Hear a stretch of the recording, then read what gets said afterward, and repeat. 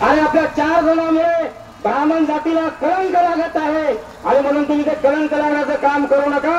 महाबोधी महाविहार आपल्या बोधांच्या ताब्यात आलंच पाहिजे आणि ते येणारच आहे, कारण महाबोधीला माझं बुद्ध विहार म्हटणारा समाजच या देशामध्ये तयार नव्हता। 14 ऑक्टोबर 1956 ला बाबासाहेब आंबेडकरांनी धम्मक्रांती जशी केली तसा बुद्धगयाला माझी बुद्धगया म्हणणारा समाज या ठिकाणी निर्माण झालेला आहे बाबासाहेबांच्या धम्मक्रांतीमधून बांधवानो। आणि म्हणून आपल्या सर्वांचं कर्तव्य आहे, अनेक संघटना असतील अनेक पक्ष असतील ते बाजूला सोडा, बौद्ध म्हणून बाबासाहेबांनी जे आपल्याला अधिकार दिलेले आहेत ते बाबासाहेबांचे अधिकार आपल्या बाबासाहेबांनी धम्मदीक्षा दिल्यामुळे जेवढ्या बुद्धाच्या लेण्या आहेत त्यांच्या आपण मालक आहोत। तुम्हाला एक मी सांगू इच्छितो अनंतराव साहेब, आम्ही दरवर्षी कानेरे गुंटोला धम्म परिषद घेतो।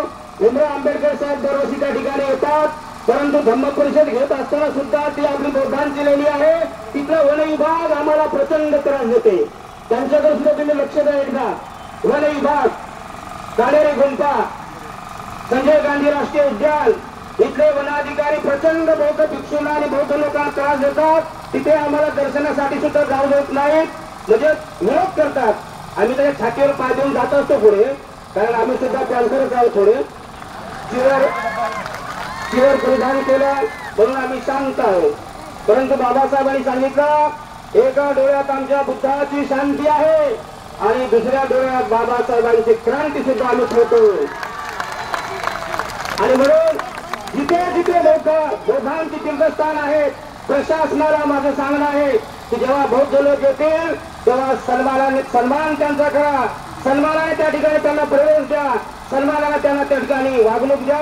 तेव्हा आपण या ठिकाणी या मुंबईमध्ये प्रचंड मोठ्या संख्येने साहेबांच्या नेतृत्वाखाली आलेला आहात। आपला आवाज हा फडणवीस पर्यंत पोहोचला, महाराष्ट्राचे मुख्यमंत्री फडणवीस साहेब यांच्यापर्यंत पोहोचलेला आहे। आपला आवाज मोदीपर्यंत दिल्लीमध्ये सुद्धा पोहोचलेला आहे, कारण मुंबईमध्ये जे घडते ते देशामध्ये पोहोचते। आणि म्हणून मुंबई महाबोधी